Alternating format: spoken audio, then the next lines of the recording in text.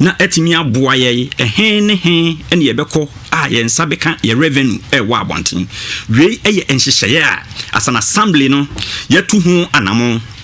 na enam so na eboa ye ma yetimi eje ye revenue minimini ye se ya de a enhyehyeye pa ye digu na akwan mu nti no eboa ye do yentimi nyini nyina nenso ye kwa ye nimu no minimini ye se san hyehyeye a ye de agu na akwan mu no ebeboa ye ama ye nsa so aka ye revenue a ewo abonte ndisia revenue te scientist no mutumi achieve mu target said ye wa wonimu no yare kodiawu besisen amansan kum aye no aba ebi ewo Ghana yi den say revenue sa period ya na ewo mu no obekase oku bi okrampo akwakwaje nenso nyankopon adaroma sese kakra do say entimi empuli said ye na ye peno no nenso yeguso na minim ye say ye koye nimu no akonya no ba yare ni firi ho a ye nsa betimi aka ye revenue no ne yetimi nso e de diguma e wa assembly ni mu na aboa emu ni panyina enti project amu yema so bia o buy no project from last year and this year amu yema so pass bia mo estimate person mo ye no de mu de do so na motumi aye no kwasem ni se mi ankasa de me educationist tafo ye buy no ye challenge pa ba ko metimi aka nyina ne se ye wo asase ho problem enu sinti nananom na tafo hene ne mpanifo ema ye baabi a yebetimi de asi assembly no blog anase assembly no administration blog of which ya yehunu ni yese okọ tafo ye frɛ baabi famous school ɛhɔ ɛna ɔmo de maaye sɛ ɛnam sa asase eni hɔ no nti no yɛmfa hɔ no enye assembly cottage ana assembly village enti ema me hunu ni yese me ne me management etnase ene mpanifo ni nyina se da bi yentimi enwu school ti sade a yebesi 18 unit classroom okay edi ama famous ye tapas b of which ya samrin minimum ye say about 70% enchakra no yebewie na enkra no so anya school dan kama ya finishing no motimi asua de ama de kire ne adesua so etimi akọ enti oba no motimi a start be a unit classroom block be motimi complete eniema bebrebe so batafo a okota pass tapas ACC America say crampo no almost 6 unit classroom ewo ho oko Methodist primary B 6 unit classroom of which are edu roofing okwe tafo and its environs pankrono ye wo stone dreams akese wo ho pa da bi wo ye frɛ wo chichikuku more than 50 years na obi antimi nye MPP adaroma na adodanko akufuado aban any assembly no samre yawie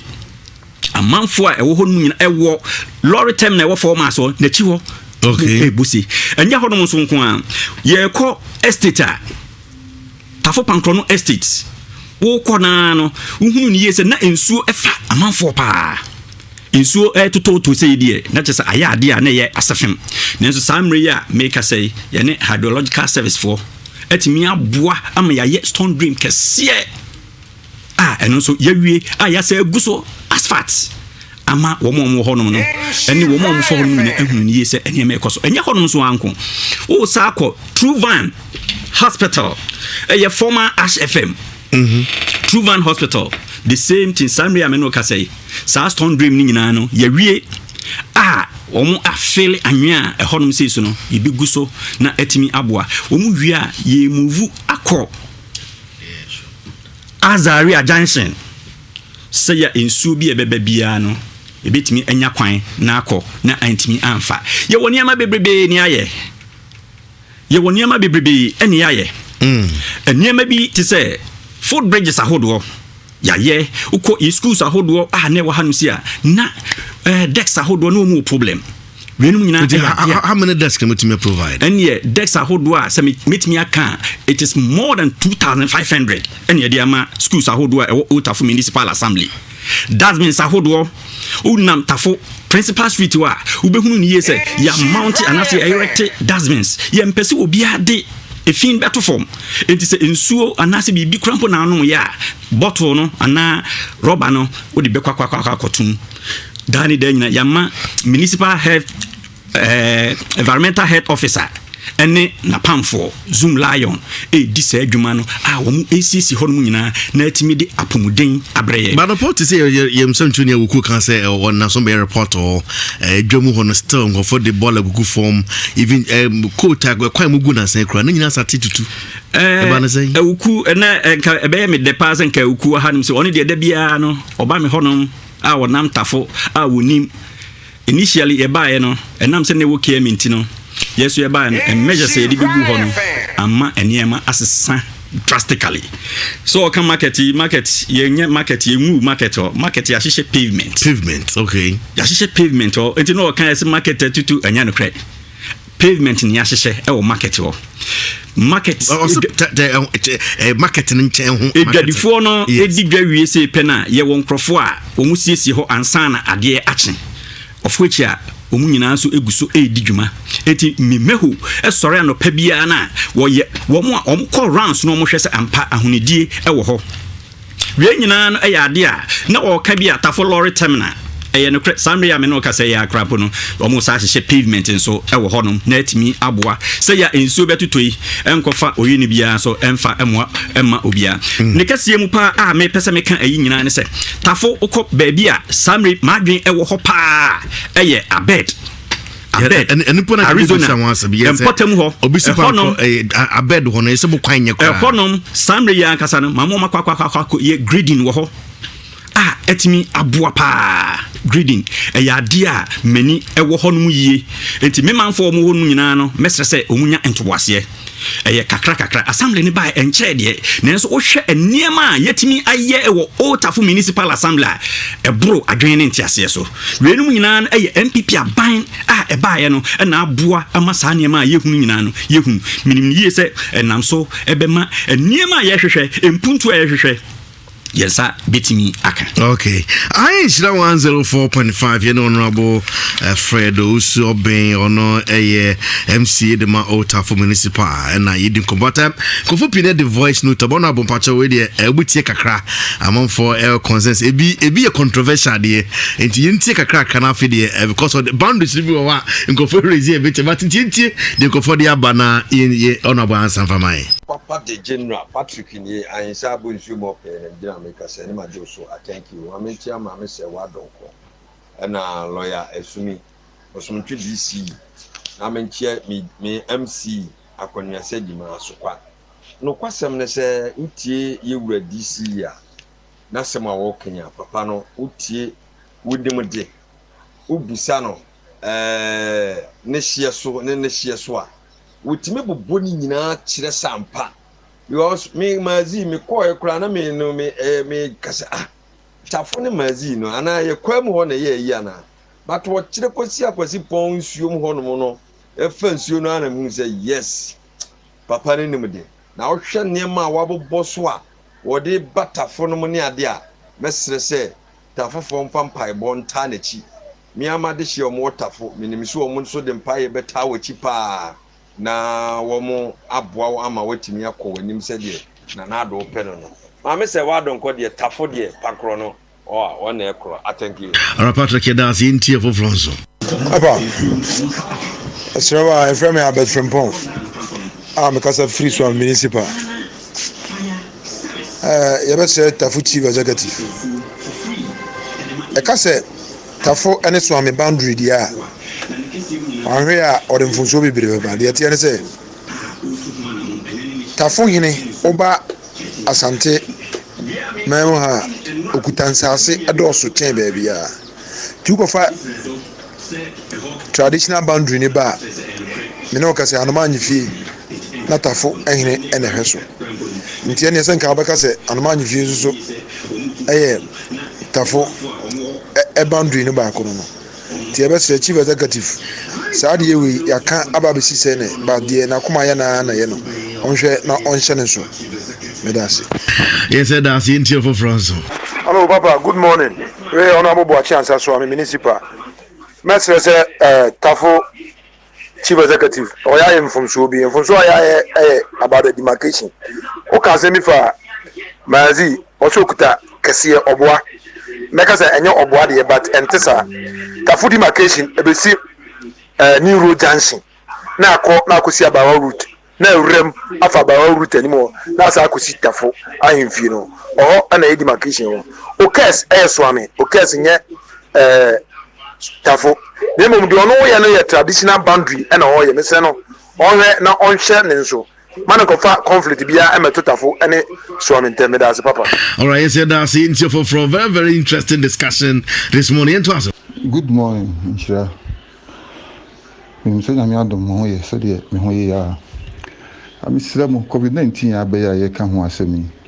De message mo mani nko ye drivers ni mate. Say ade a me hu ni say drivers ni mate no. Omudo ya police for wa no de mask na ahye. But umutuka ni ko munim kakra bia no moyi ombe pai tafo pankro no kutwi nkransa ho ahoni bia ombe pai digisika omuso sika kwan ba nyina so omoji no muso di bia san nti ebe sese mo woni ko omo na tambia no mo hye max no emaye esremara anosi Papa Nyamika, good morning. Pacho Flame Destiny me do Tanoso. Anope de minchi akwada so MP de ba Dr. Kinsinya akwa ho brase papa the lawyer Kwame Aduma PF jase asokore full soldiers lawyer na aminchi mo tafo MC na baso utumi se ensemo a woka no eye nokure abawa rutu ono di kupi kwesi pon ekwan omo ye NDC4 ye ni 3 months kura ni tutu e bat wagusu shire ndi kwa kusi breman UGC ono so yesija chance ho onyina nsemo a woka no de nyetro na wodi nyetro no de o de fabrema UGC sadi kupi mbunsu junction ebisi tafo main road tafo mampom main road mu nyira no ho se nyira no kwane daso pa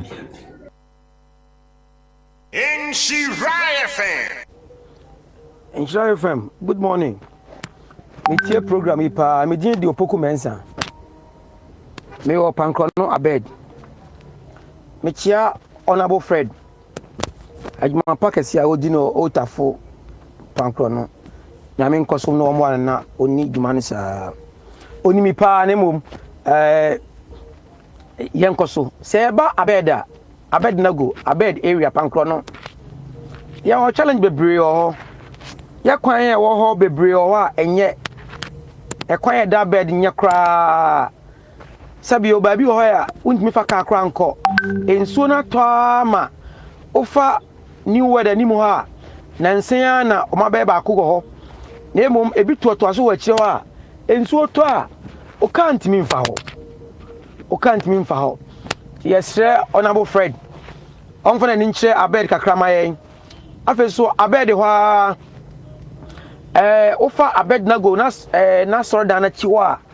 aho de ba bi wo kra kan timi mfa ho enam se ensu na twakwan ni mama se de city no ote ho a kan timi nwura ofie enti yesre honorable Fred omonya ho bibi kakra ma yen papa good morning na ho ye media na afempo